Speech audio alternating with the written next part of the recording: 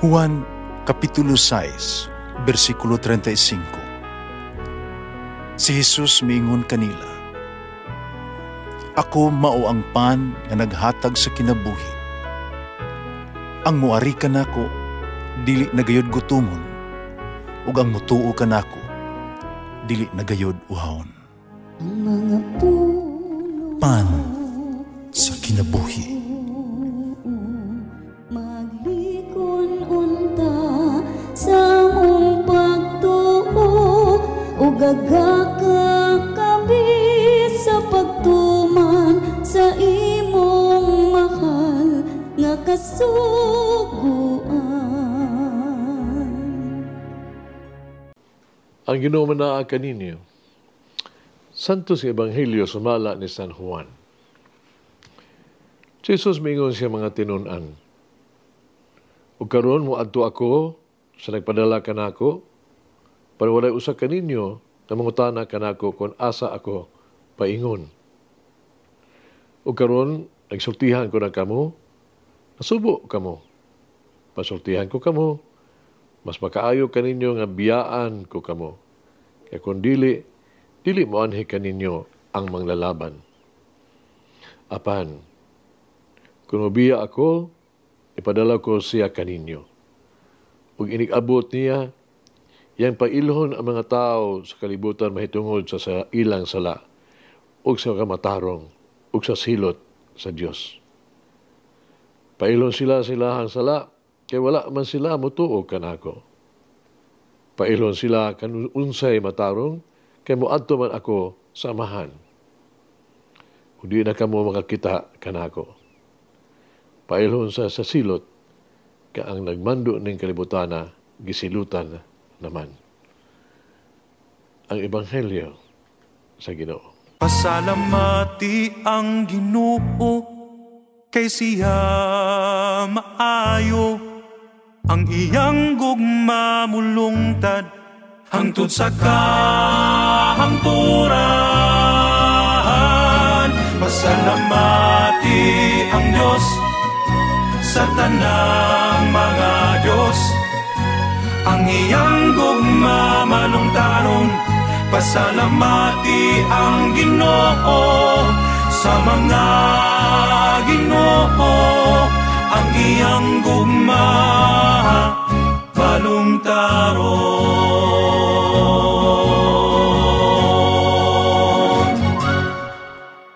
Usa ka youth leader sa usa ka parokya, kinahanglan mabiya gyud sa iyang mga kaubang batan-on sa parokya sa kapunungan aron pagtubag sa tawag sa bokasyon sa pagkapare. Sa panahon siyang pagdespedida, mga batan-on sakop sa pundok, nipadayag sila ang kasubo o kahadlok. Ang ilang grupo sa kabatan-onan sa parokya nagmabungkag tungod kay mabiya ang ilahang pangulo, ilang leader. Ang ilang leader, nag-ikag kanila, nadili sila ang aking mahadlok. Humingon, kumuwala na ako, sundan lang akong gisulti.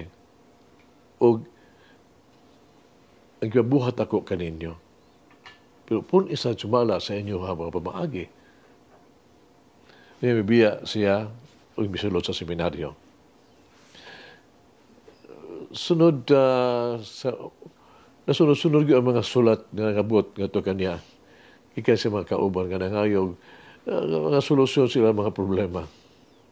Ang leader sa kabatanuunan, may sulat ug balik sa pila mga pulong. Ayaw pagsalig ka na ako sa pagsulbad sa inyong mga problema. Gibuhatan ako ang bahin. Iandam ko na kamo pag-ayo. Salig ug buhata ang ikinahanglan. Uno nga na ang papangayo sa akong tabang tungod kay wala na ko'y mahimo. Atubangan ninyo ang kamatuuran ng akong panahon milabay na ug ang inyo miabot na. So kanini naputol na ang ilang komunikasyon. Human sa mga pipila ka tuig, upat ka tuig, ang leader nila, ni pauli, di bakasyon, di sa panahon sa Pasko, silang lungsod. sa iyang katinghala, ang katong gamay kaing pundok sa mga batanon, organisasyon, niltubo na nilambo, nahimo nang gitawag tog nahimo nang Diocesan Youth Group. Nitubo na. Sa maghilo karon ang adlaw, sa Jesus mingon, masultihan ko kamo, sa tinuod, mas maayo alang kaninyo, nga ako mubiya. E kung dili ako mubiya, ang manlalaban, dili mo anha kaninyo. Kung mubiya ako, ipadala ko ang manlalaban ng Espiritu diha kaninyo. Sa pagkasulti, natapos na ang buluhaton ni Jesus. O karon na ang panahon nga ang iyang sumusunod magtuman sa mga buluhaton, di sila giandam niya, ni Jesus. Kinahanglan nila ang usa ka manlalaban alang niini. Tinuod human sa pag-abot sa Espiritu. Ang mga apostoles nagbantala sa pagtuo ngadto sa tanang suok sa kalibutan. Hangtod karon kanang Espiritu naglihok kanunay uban kanila o kanato. Padayon kita. O ipadayag nato ang maayong balita. Ang manlalaban kauban kanato kanunay. Nag-ampo kita. Ginoo ko, Jesus, nabanhaw ka sa bag-ong kinabuhi. Hatagi ako og bag-ong mga mata nga makaila sa imuhang presensya sa kalibutan sa akong palibot. Hayita akong pananaw nung akong makita latas sa ordinaryong mga paghitabo sa matag adlaw ug ngadto sa talagsaong kamatuoran ang imong grasya. Pasigaang ako ang mga panlantaw dan agi ang kalibutan uban sa nabag-o nga paglaom sa pag-abot sa imong gingharian. Pahumuka ang akong pananaw. Resilient. Harong ako ang tan-awon ang ubang mga sa ubang sa mata nga malumo ug kaluoy sa imong gipakita sa kadaghanan. Hinaot nga ang mata adlaw niining panahon sa Pasko sa pagkabanhaw. Sa Pasko, maghatag og tawag to kadlit sa imong himaya, sa imong sagrado ngalan, ako nag-ampo. Amen. Mama Mary, may I be more aware of how the Holy Spirit is always working in my life. Malangin ang Diyos magagawin sa tanan, Ama, Anak, Espiritu Santo. Amen.